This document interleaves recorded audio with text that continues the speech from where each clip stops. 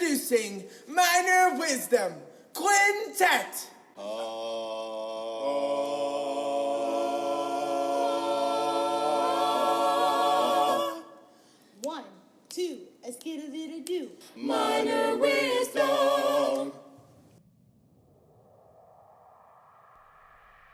All right, so we got to get ready for those Astros tonight. As I record this, it is Game 6 against those Stankies, and I hope we win, or it's going to be a heck of a Sunday. But as I record this again, it's Game 6. Tomorrow is Game 7 as this comes out. Game 7 will be starting in just a couple hours, and I'm super excited. It's super stressful. It adds a lot of gray hair on this shaved, almost bald head of mine, but it does add some gray hairs on it, add some gray hairs in my beard. Speaking of beard, I might have to shave it off soon because this week I found out that next week I will be making my straight play debut in The Great Gatsby at my school, and a student gets to slap me. I'll be playing Wilson.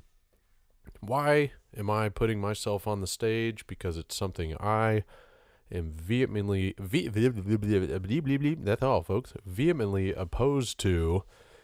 But I had a student, one of our leads, failed out of the show, and the only person to replace him is the person that I am replacing, because they're the strongest person to do so, the hardest working kid that's going to be able to put in the time, the short amount of time that we have to memorize lines, and that is just theater. The show must go on. So the director placed me in there after my recommendation. So if you are down here in the Shug, as they call it, Sugarland area, come out and see The Great Gatsby on Thursday through Saturday, and you'll see a student slap me. And then I, spoiler alert, shoot The Great Gatsby. I hope you've read the book in high school. Anyway, I digress. We also have a haunted house coming up. I like to torture myself. This is going to be a heck of a 2 weeks. Luckily, again, I got all this content from TETA. This week, I have Eric Campbell from Techland Houston. He is the general manager, the boss, the guy that the guy that runs the place, the captain of the ship, all the other cliches you want to say. And Eric is extremely active in the world of education, and that's really why he's so active at TTA. He'll be we'll see him at TTEC. We will not see him at Thespians this year, which, by the way, Thespian registration is now closed. I hope everybody got their information in that they wanted to get in and got your students taken care of, and counselors took care of those college kids and all that kind of stuff. But Eric is just a really awesome guy that runs a really awesome company that has a lot to offer to you guys. And again, they're not giving me any money. I just believe in Techland as a company and as an entity that can help educators all over the country. Clearly, they directly help people in Houston because you can show up to their storefront and get lessons from Gino, and Jim can help you with your lighting needs, and it's just a really great place. And I can't say enough about him. But I thought to be kind to Eric for being so kind to me and letting me record in his booth during TETA, which seems like forever ago, I'd put him on the podcast and have an interview with him, find out why he's helping us, what drives him to help educators, what drives him to have a company that puts so much effort into making sure educators have what they need at a good price, and what just makes sense too. The packages that they put together just make sense. All that being said, I want you to like the podcast. I see a couple more likes because of that Julio Morales interview that we did. Lots of kids from Sharpstown, lots of administrators and teachers from there supporting him, and I appreciate all that. But put in the likes, Minor Wisdom Pod on Twitter, on Instagram, like on Facebook. Just make sure you're leaving a nice 5-star review if you don't mind. This week on the Groaner Joke, I'm bringing back my daughter, Evelyn Minor, to give you the Groaner Joke of the week.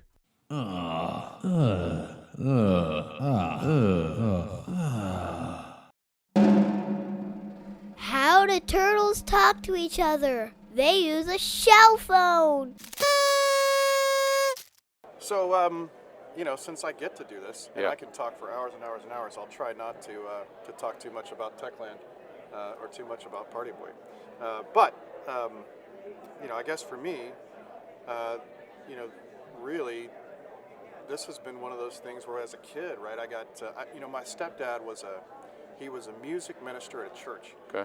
And it was a little bitty church in a little town called Aransas Pass, and they had maybe 50 people in the church. And he had bought a sound system and couldn't figure it out and didn't have anybody to run it. And he wasn't going to pay anybody to do it.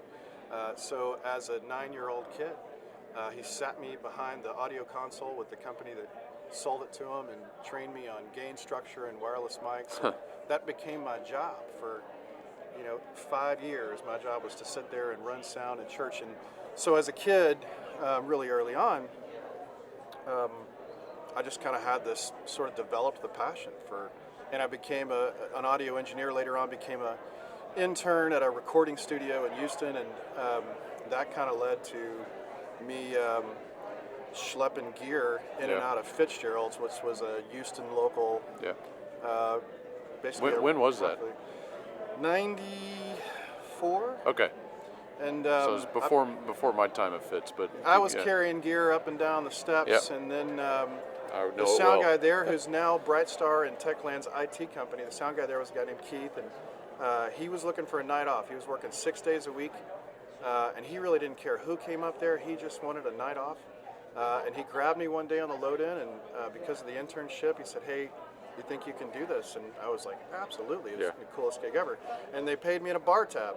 And I got paid, a $35 bar tab a night to run sound, and the rest kind of happened from there. I got hired by a company that did nightclubs, and that got me into the military. And basically, I spent most of my training in both tech and management came from working for a company who basically sold entertainment services to military bases. Sure. They flew me all over the world, and we installed nightclubs and officers clubs and bowling alleys and trained DJs and did service calls. And somewhere in that transition, we started doing shows for the USO, and we opened up a venue here in Houston because the office was in Houston. And throughout that process, when you have a venue, you have all bands coming in and you need stuff. And we were normally renting from a company called LD Systems in Houston, and they didn't have what we need one particular night, and the only company we could find was a company called Brightstar Productions, which really is the parent company of everything that we do now. Yeah. So we called them at the last minute, and they came in with all the gear we needed. It was actually a Flaming Lips show, and they brought everything we needed. I met the owner, and the rest is kind of history. He hired me, and I ran their production department for about 12 years. And then in 2008, Harvey hit the building that we were in.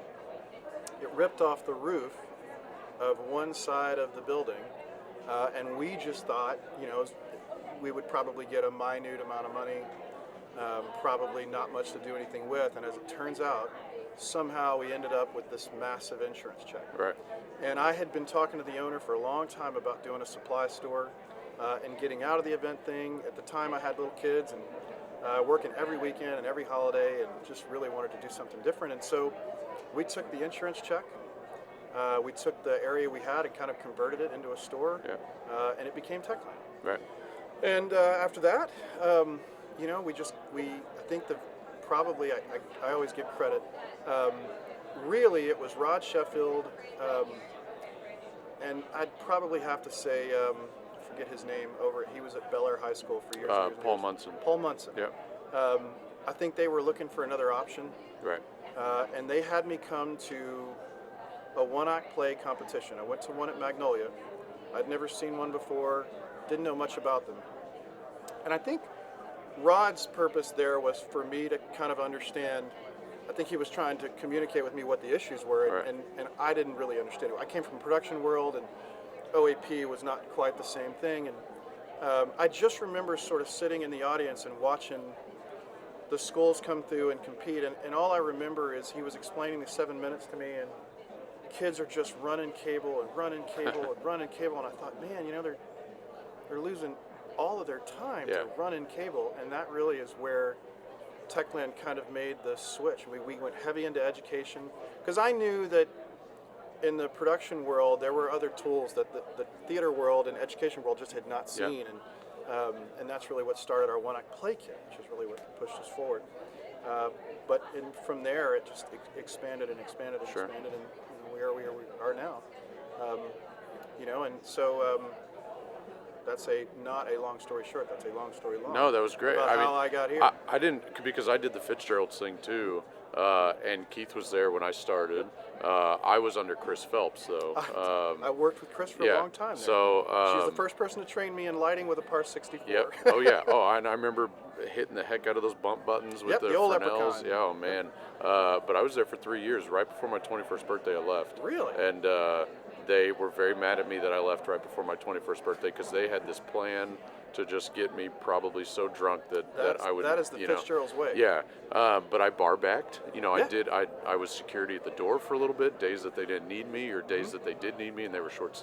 Man, I remember Fitzgerald's was a long 3 years of my life, but definitely a great 3 years of my life. People So don't realize the history yeah, that came to that building. Yep. Elvis played there. yeah. Probably one of the most notable venues in Houston Yep. for years and years and years.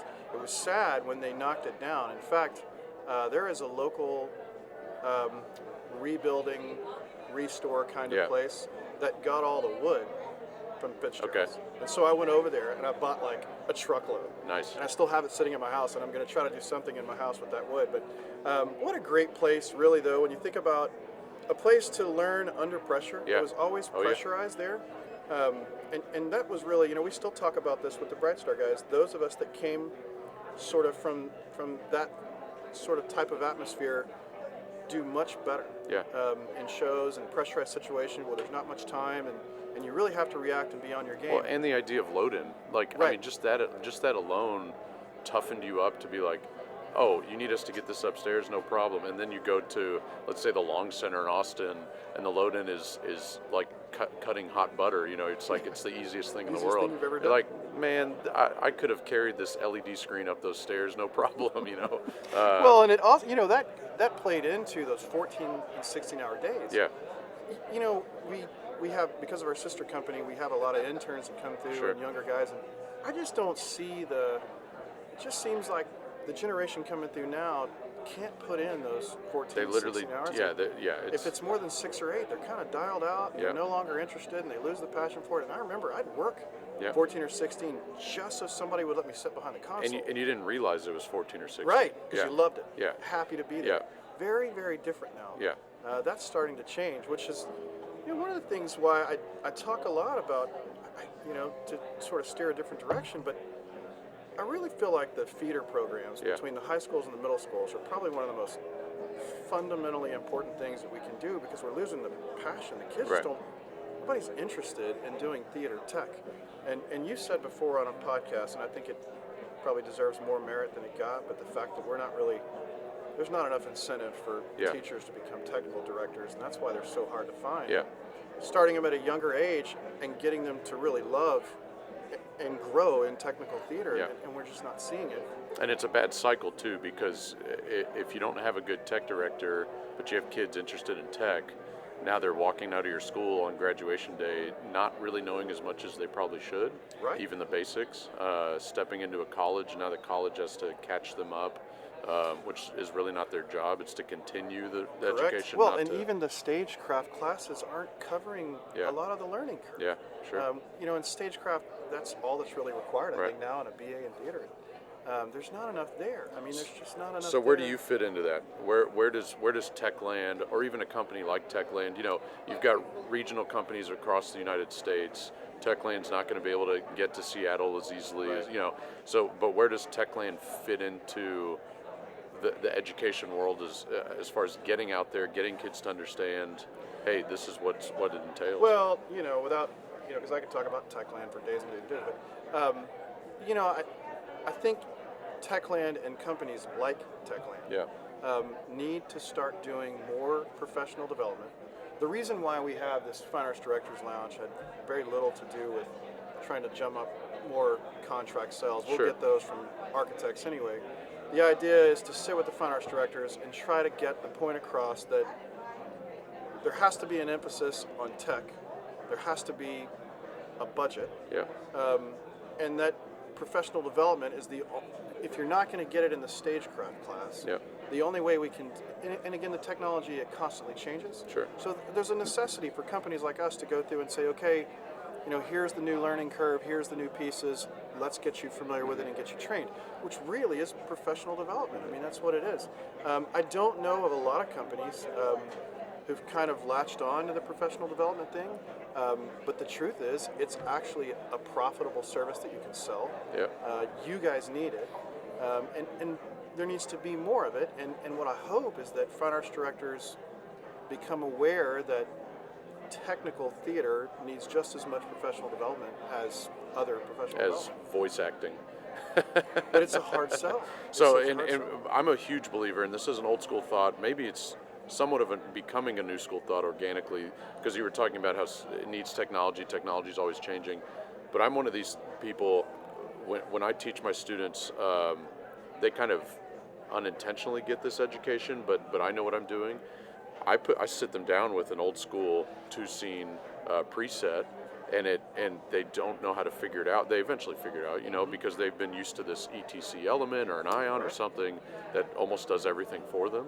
Well, and in a different way. Yeah, but and they need to know that technology, don't get me wrong, but if you are one of these schools that has just an analog board or just a 2-scene preset, there's a need for that, because then it gets you to understand how patching works. It gets you to understand for your high, mids, and lows and sound. You're exactly right. Yeah. We do the same thing with the analog audio consoles, because if you don't understand signal flow and you get on a digital audio console, you're screwed. You're going to be lost. Yeah, and you're right. It really is the best way to do it, and I wish there was an outline, and maybe that's on us. Maybe companies like us need to create some outlines to give to fine arts directors and directors to be able to work from, because if they don't have that knowledge, it's hard for them to communicate that to the students. But I really feel like the professional development thing, there's such a huge shortage of technical directors. And so what's happening is we're having fine arts directors say to us, hey, listen, I have teachers applying for the job that are not technical, but that's the only job we had available, and so that's the one they took. Yeah. And so now that I've got them hired, I need to get them up to speed. Yeah. And so I really feel like that's where our role is to say, okay, if you've got a teacher who has no technical background, then we're going to start with 101 classes, and if the district's willing to invest some money into getting them trained, then we'll begin that process and we'll get them there. And we're starting to do these sort of 5-day intensives where we bring groups through, and we're pretty much hitting all disciplines of technical theater, including prop making and makeup, so that if they have zero technical experience, I'm hoping that at least in 5 days we can get them at a ground level. Some basics, Just so the kids, I was one of those kids, there's just a lot of kids that don't have anything to dial into. Yeah. And this is a great way to make a living. I mean, I love what I do. Yeah. And I think kids, if they were aware that, this is an option, and that really starts with having a technical director that, can kind of communicate that and then express to the kids that there's a future. Yeah. There actually is, a good way to make a living doing this. Yeah. I wish they would pay the technical directors more. Yeah. I think that's, a big issue, but. So where, and I don't want to keep you too much longer because you do have business to take care of, but where's Techland 5, 10, 15 years from now? That's a really good question. I didn't imagine that we would be where we are this soon. Techland is 10 years old this year. Right. I remember when we first opened the doors, the first year that we did $200,000. Techland is a $4 million company now. And, then I didn't, 4 million was not on the horizon. Right. And so, Techland is growing so fast in so many different directions. What I hope is that I think what we've tried to do well is communicate. Right. A lot of companies, they struggle with the communication. So we're going to grow in different directions. I think that obviously the costume thing is a very new thing for us, and our goal for them is to not be local. Right. We want them to be a national company, and that'll start with presence at USITT and things like that. We have to put a lot of investment into them to get them to that point. It's nice that it's in Houston. It's convenient. I'm hoping. Well, we're losing costume shops. Yeah, Costume shops are closing Oh, down yeah. left and right, we're starting this thing called the Costume Co-ops. Really, there's no profit in it for Right. us to do that. But it's bringing a lot of these seamstresses who are working out of their houses, Yeah. back into a place where they're not having to have. I mean, I met with one costumer, and she had costumes in her car and in her living room and in the kitchen, and I thought, man, there's got to be a better way to do this. And it sort of brings them back into the fold. We know that we don't have every costume for every show, and so we're going to have to really rely on schools who have paid seamstresses to put costumes in their inventory and bring those costumes back. But the costume thing, we've got a long way to go there. It's very new, but we're really pushing the projects right now. I think starting to work more with consultants about looking at things differently. I think for a long time there's just been this sort of copy and paste kind of plan for theaters and redesigns and remodels, and I'm not sure that those have been advantageous for making the flow of getting a show done right. And so, it costs a lot of money and takes a lot of time, but I think it's worth it for us to keep pushing that direction. And so we're going to keep moving there. And so, I feel like, 5-10 years from now, we should be a company that can be able to design a theater, a pack from the ground up, but include all the aspects that are currently being left out. Dressing room signs, and the fact that the lighting is wrong on the mirrors, and all the way from what a scene shop should be and what it should have. Yeah. No one's ever taken the teaks and said, because they're so hollow and empty, and said, look, let's reinterpret that as, this is the equipment I need. Right. Here's the saws, and here's the tools. And, it's funny, we do these Fine Arts Directors Lounge, and I sit with Fine Arts directors, and I think it's important that directors and teachers hear it, but the Fine Arts directors get thrown under the bus, they're usually band guys or choir guys, and we sit with them, and we sort of try to articulate about what the needs really are for a show, and they sometimes come back to us and say, people are unhappy because I don't give them this and I don't give them that, but every time I need answers about what is really needed specifically, I don't get it. Right. And I thought, that my hope is that will change, but I really do feel like that our direction at this point is sitting down and saying, okay, these things are paramount. They're not an afterthought. Right. They really require, in order for you to have a fully functional theater program, these are the things you need to have. And it's not just us trying to, most of the items that we're talking to Fine Arts directors are not things we sell. Right. They're things that are provided by other contractors. But it's getting them to understand the necessity to really, to promote growth in technical theater. So I hope that we continue pushing towards that. I think at some point I want to be a resource for technical theater from top to bottom. Right. And there's been talk of, maybe someday we'll go into seats and we'll go into orchestra pit lifts and covers, and I think that's all happening, and we'll keep moving that direction. But I'm really happy with the direction that we're headed, and I'm really happy with the growth. And I think not only regionally and multi-regionally, I think Houston really needed something different. Sure. We're a big market, and there was a need for somebody to be dialed into educational theater and not just theater. Right. They are different worlds. Yep. And that, I think there's, worth it for us to dive in. Thanks, Eric. Yeah, Happy to appreciate do it. it. Yeah. So once again, I want to thank Eric from Techland. Have I said he's from Techland? Anyway, I want to thank him. It was an honor to just be able to sit in there. Had a couple cups of coffee, and they made some nice hors d'oeuvres. So if you want to partake in that stuff, you can do it one of two ways. You can either be on the podcast, or you can be a fine arts director in the state of Texas. So those are the only two tickets in, as far as I was concerned, this past TETA. Speaking of TETA, I did again go around and interview teachers just to find out why they wanted to be there, what they were doing, how many years they've been there. In this little bit, I got a few teachers from Katy ISD. You'll hear them talking, and one of them is Elizabeth Mace. Elizabeth has been a director at I say mine, it's mostly my wife's, and then I'm just there to help, but the summer camp we throw in Fort Bend every summer that we've been doing for quite a few years now, for about a decade now, but Elizabeth has come and helped us with that, so I got to know Elizabeth a little bit through that, but I didn't know she was from Washington, D.C. Spoiler alert, you're going to hear that in a second. and enjoy these few teachers that kind of give you a little insight of why they're at TETA. Hi, my name's Chris, and I teach at Stockdick Junior High. So, is this your first time here? It's my first time here, yes. What kept you from coming here? I was not a theater teacher. What were you teaching? I was a tech teacher at a private school, and I had never even heard about this. A tech teacher, like tech theater? Yeah. Oh, so you were a theater teacher. Yeah, but I just didn't have a... Private yeah. schools aren't invited. No, yeah, there. We don't Well, want no. them here. Well, they didn't know about... The Brits were like, what? So Right. I didn't come. And so how long were you teaching before coming here? 3 years. Okay. I was a professional opera stage manager. What? Where? San Francisco Opera, Western Opera Theater, Palm Beach Opera. So you know yeah, nothing. I know Okay. nothing. I'm new. I was an So- accountant before. I thought I'd just try this on for giggles. So what do you want to get out of this? Classroom management. Okay. I didn't even finish the question. Yeah, I'm like, You I'm knew- here for a very specific reason. Yeah, So I win. You don't have good friends that have good classroom management. I speak- do. Oh, I do do. you? Oh, I okay. do. But they're like in dribs and drabs. They're like, if Right. you do this, then I will tell you a little bit more secrets. Yeah, my secret is cattle is prod. a lot of cursing and Sarcasm. sarcasm. Yeah. Making Excellent. kids feel very small. Oh, good. So Good. there you go. I think my You can leave now. principal will You paid for totally. this Absolutely. meeting. Bye. I'm from Katy, Texas, West Memorial Junior High.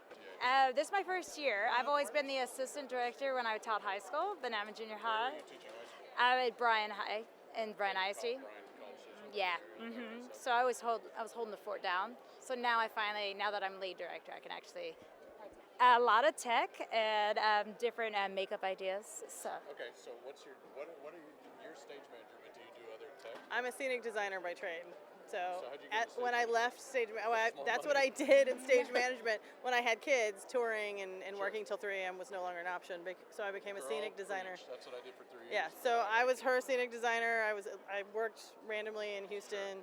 That's what I did. And I worked for a small, like children's theater, and I was their production manager. Katy Visual and Performing Arts Yeah, Center. KB Pack, It's dead right now. down the street. Yeah. So what do you want? What'd you say you want to get out of this? I want to get some tech, get some new makeup right, ideas. makeup Yeah. Moving on. Yeah. Elizabeth, Hello, Elizabeth Mace, and you are now at. Pato High School Okay. in Katy, This Texas. is not your first year coming here. Oh no, many years not have at you all. been coming I don't know, 15 She maybe. knows the whole world. I you come do here as a not. student? Or did you come here I as a actually am from the East Coast, so I was not here as a Okay, student. Okay. But I wh- did come in Where college. where in the East Coast? I'm from DC. Oh, I didn't know that. Yeah. Okay. I didn't know you were from DC. See, you learn things. I know, Northern right? Virginia, yep. Which memorial is the best? I don't know. I think just the Washington Memorial. I mean, Keep it right? simple, You know, it's beautiful. Yeah. Right. And so Yeah. so you said you came as a college student though? I did. I went Nice. to Baylor University and Sikkim? Sikkim Bears, Stan Dunman. Okay. He's the man. Yep. And he's still around. so. What did you get out of it as a student that you would that is like similar to what you get out of it as a teacher? Well, I think coming as a student inspired me to become a teacher. Well, to be honest, it was like, well, if this doesn't work out, then I'll be a teacher. But I think just being exposed to the educational side kind of inspired me. Minor wisdom.